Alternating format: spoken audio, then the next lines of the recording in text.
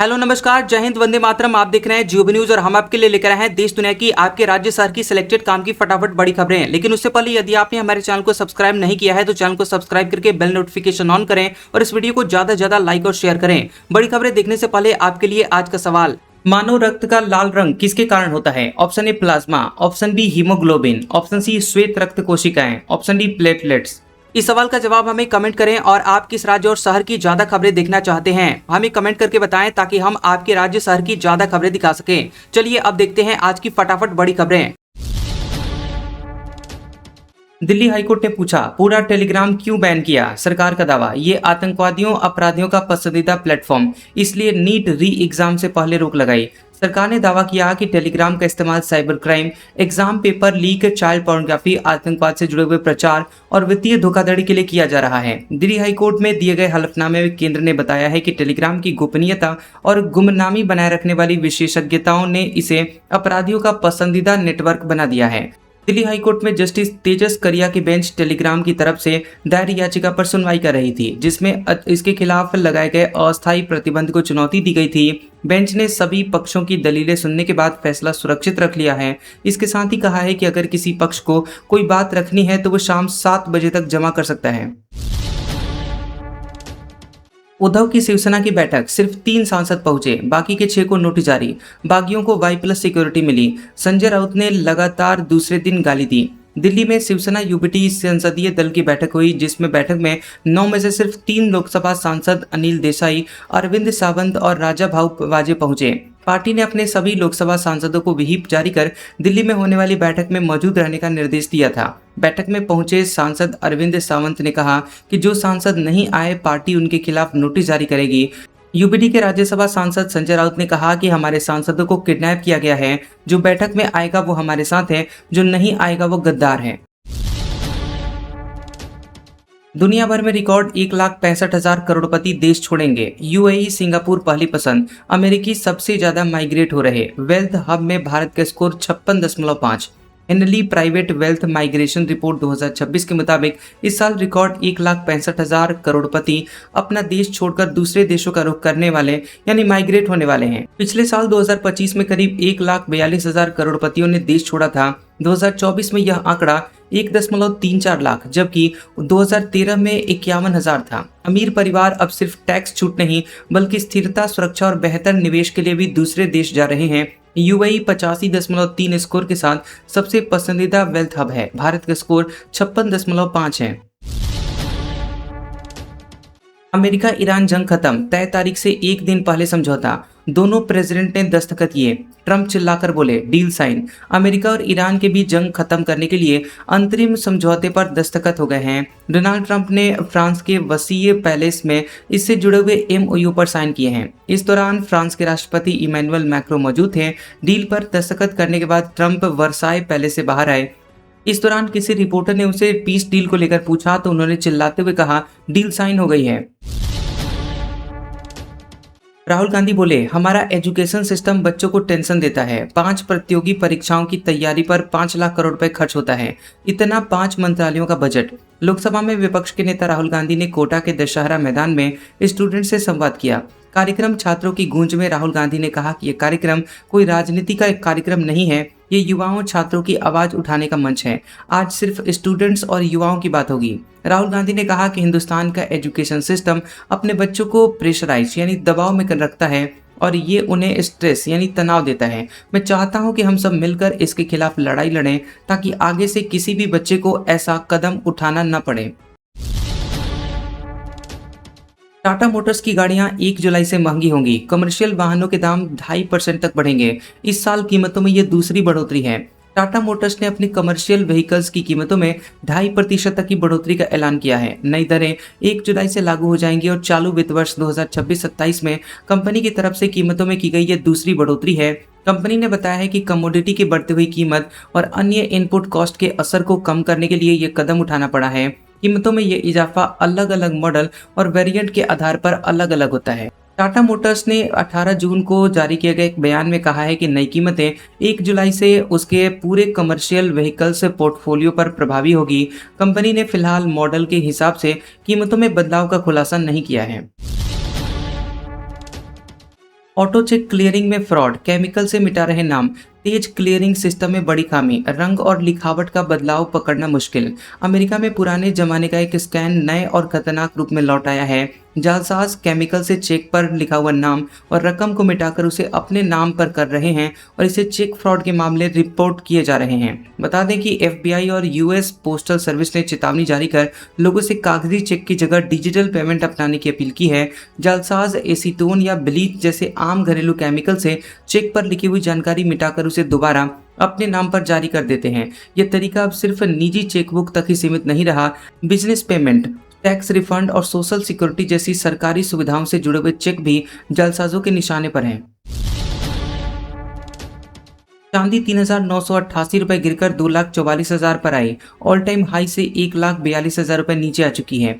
सोने की कीमत 816 रुपए कम हुई। सोने चांदी के दाम में 18 जून को गिरावट देखने को मिली। India bullion and jewellers association IBJ के मुताबिक 1 किलो चांदी 3,988 रुपए गिरकर 2,44,000 रुपए पर आ गई है। इससे पहले इसकी कीमत 2,48,000 रुपए प्रति किलो थी। वहीं 10 ग्राम 24 कैरेट सोना 816 रुपए गिरकर 1,49,000 पर आ गया है। यूक्रेन ने रूस पर सबसे बड़ा ड्रोन अटैक किया। 1,000 से ज्यादा ड्रोन, क्रूज मिसाइलें भी दागी। जेलेंस्की बोले, यूक्रेन जलेगा तो रूस भी जलेगा। यूक्रेन ने रूस पर अब तक का सबसे बड़ा ड्रोन हमला किया है। रूस के रक्षा मंत्रालय के मुताबिक रात भर में करीब 1,000 ड्रोन और 4 क्रूज मिसाइलों को मार गिराया गया और इसमें करीब 200 ड्रोन राजधानी मॉस्को की तरफ बढ़ रहे थे। यूक्रेन के राष्ट्रपति व्लादिमीर जेलेंस्की ने कहा कि हम यह युद्ध नहीं चाहते थे, लेकिन अगर यूक्रेन जलेगा तो मॉस्को भी जलेगा। बीबीसी की रिपोर्ट के मुताबिक हमले में दक्षिणी रोस्तोव क्षेत्र का एक ऑयल डिपो धमाके से तबाह हो गया। वहां मौजूद एक व्यक्ति की जान चली गई। मॉस्को की कंपोतन्या ऑयल रिफाइनरी पर भी हमला हुआ है। विस्फोट के बाद ऑयल डिपो टैंक का ढक्कन कई मीटर ऊपर उछल गया और आसमान में काले धुएं के गुब्बार छा गए। 4 जुलाई को उत्तराखंड पहुंचेगा कैलाश मानसरोवर का पहला जत्था। हर दल में होंगे 50 श्रद्धालु। स्टे, खाने से लेकर हर व्यवस्था संभालेगा KMVN।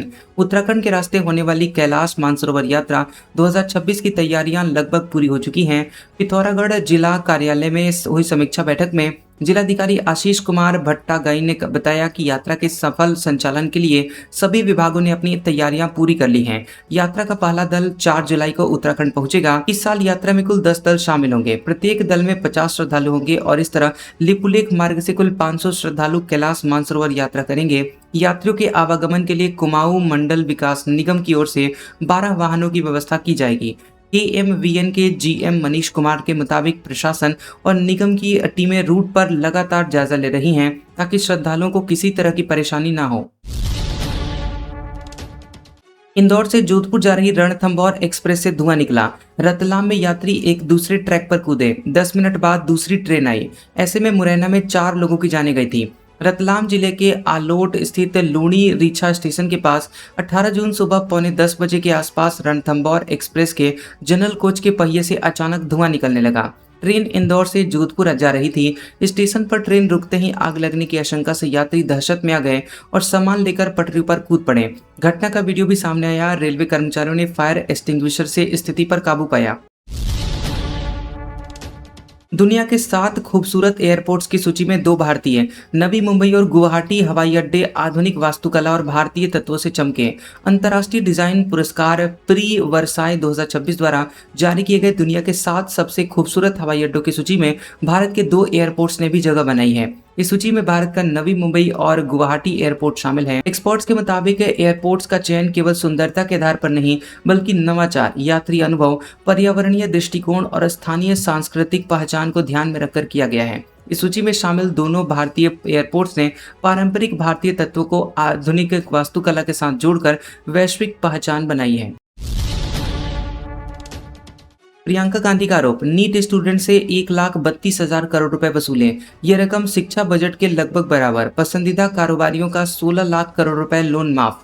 कांग्रेस सांसद प्रियंका गांधी वाड्रा ने दावा किया कि हर साल नीट परीक्षा देने वाले 22 लाख छात्र और उनके परिवार से सिस्टम के जरिए 1,32,000 करोड़ रुपए खर्च करवाए जाते हैं। ये रकम देश के पूरे शिक्षा बजट 1,40,000 करोड़ रुपए के लगभग बराबर है।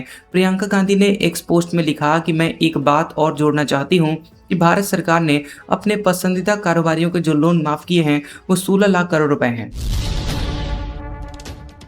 एयरफोर्स अफसर की पत्नी से दुष्कर्म के मामले में मौलाना हुआ गिरफ्तार। नागपुर से एमपी ले जाकर काला जादू करने का आरोप, निकाह के लिए दबाव बनाया।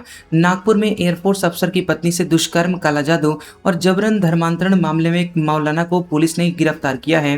24 साल की महिला ने 12 जून एफआईआर में आरोप लगाया था कि उसे नशीला पदार्थ देकर दुष्कर्म और ब्लैकमेल किया गया, फिर जबरन शादी और धर्म परिवर्तन के लिए मजबूर किया गया। हजरत नाम के मौलाना पर महिला के ऊपर काला जादू और धर्मांतरण करने का आरोप है। आरोपी मध्य प्रदेश के छिंदवाड़ा जिले के तामिया का रहने वाला है। राजस्थान, एमपी, यूपी में 22 जून तक नहीं पहुंचेगा मानसून। 8 राज्यों में तापमान 40 डिग्री सेल्सियस पार। देश में अब तक 42% कम बारिश हुई। मानसून 8 जून से तेलंगाना के भद्राचलम में अटका हुआ है और इसके 22 जून से पहले राजस्थान, यूपी और एमपी पहुंचने की संभावना नहीं है। मौसम विभाग के मुताबिक आमतौर पर मानसून 15-16 जून तक एमपी, 18-20 जून तक यूपी और 20 जून तक राजस्थान पहुंच जाता है। इस बार तीनों राज्यों में इसकी एंट्री देर से होगी और 4 जून को केरलम पहुंचने के बाद मानसून 13 दिन में 19 राज्यों तक पहुंच चुका है। मानसून ने लगातार तीसरे साल जून में लंबा ब्रेक लिया है। हालांकि 2024 और 2025 में शुरुआती ब्रेक के बावजूद पूरे सीजन में सामान्य से ज्यादा बारिश दर्ज की गई थी और इस साल 4 जून से 18 जून के बीच देश में सामान्य से 42% कम बारिश हुई है। मोदी बोले, भारत और यूरोप के बीच फ्रांस पुल जैसा। एफिल टावर पर भी भारत का यूपीआई काम करता है। हमारे पास world class digital public goods हैं। प्रधानमंत्री नरेंद्र मोदी फ्रांस के पेरिस में आयोजित विवा टेक समिट में शामिल हुए। मोदी ने कहा कि फ्रांस एक अहम पुल का काम कर रहा है जो भारत और यूरोप के टेक इकोसिस्टम को करीब ला रहा है। हमारे यूनिफाइड पेमेंट सिस्टम यूपीआई की वजह से आज दुनिया के आधे real time digital transaction Bharat में होते हैं। अब आप फ्रांस में भी एफिल टावर या पेरिस एयरपोर्ट पर यूपीआई का इस्तेमाल कर सकते हैं। हमारे पास ऐसे कई world class digital public goods के उदाहरण हैं। डिजी लॉकर दुनिया के सबसे बड़े डिजिटल डॉक्यूमेंट वॉलेट में से एक है। राजभर बोले, अखिलेश को भी पता है कि सांसद पार्टी छोड़ रहे हैं, इसलिए कहा जो कमजोर होगा वो जाएगा। मानसून सत्र से पहले टूट होगी। यूपी में कैबिनेट मंत्री ओम प्रकाश राजभर ने एक बार फिर समाजवादी पार्टी में टूट होने का दावा किया है। उन्होंने दोपहर में कहा कि लोकसभा के मानसून सत्र से पहले ही पूर्वांचल के समाजवादी पार्टी के अधिकांश समाजवादी पार्टी के नेता छोड़ रहे हैं और अखिलेश यादव को भी पता है कि उनके सांसद पार्टी छोड़ रहे हैं, इसलिए उन्होंने अब बयान दिया कि जो कमजोर होगा वो चला जाएगा। 24 घंटे में राजभर 4 बार समाजवादी पार्टी में टूट का दावा कर चुके हैं। इससे पहले सुबह 7 बजे एक्स पर उन्होंने लिखा था कि समाजवादी पार्टी के बागी सांसदों के गुट का नेतृत्व उत्तर प्रदेश की बागी भूमिका एक लाल करेगा, और करे भी क्यों ना। कल जिस तरह से समाजवादी पार्टी कार्यालय में सम्मेलन के नाम पर ब्राह्मणों को तिरस्कृत किया गया, उससे बागी बलिया का लाल आहत है।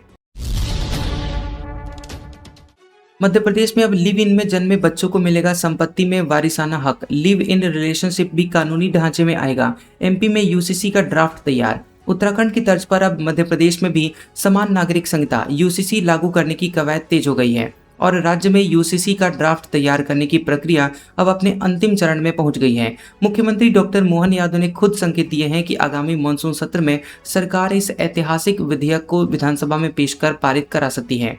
सुप्रीम कोर्ट की सेवानिवृत्त जज जस्टिस रंजना प्रकाश देसाई की अध्यक्षता में गठित 7 सदस्यीय समिति ने इसका प्रारंभिक ड्राफ्ट तैयार किया है और इस बड़े और प्रगतिशील सामाजिक सुधार के लिए व्यापक जन समर्थन यानी पब्लिक मैंडेट जुटाने के उद्देश्य से समिति के सदस्य लगातार अलग अलग जिलों में जाकर विभिन्न समूहों से संवाद कर रहे हैं। इसके साथ ही आम जनता से ऑनलाइन 12 सवाल पूछकर हाँ या ना में जवाब मांगे जा रहे हैं। आज का सुविचार, दौलत से इंसान को जो सम्मान मिलता है वो उसका नहीं बल्कि उसकी दौलत का सम्मान होता है। कैसा लगा ये वीडियो हमें कमेंट सेक्शन में जरूर बताएं। वीडियो पसंद आया हो तो वीडियो को लाइक और शेयर करें और ऐसी इंटरेस्टिंग वीडियोस देखने के लिए हमारे चैनल जियोबी न्यूज को सब्सक्राइब करें और बेल आइकॉन को दबाएं। और हमारे ओल्ड और लेटेस्ट वीडियोस देखने के लिए हमारे प्लेलिस्ट और कम्युनिटी टैब को जरूर चेक करें। तो मिलते हैं अगले वीडियो में, तब तक के लिए आपका शुक्रिया।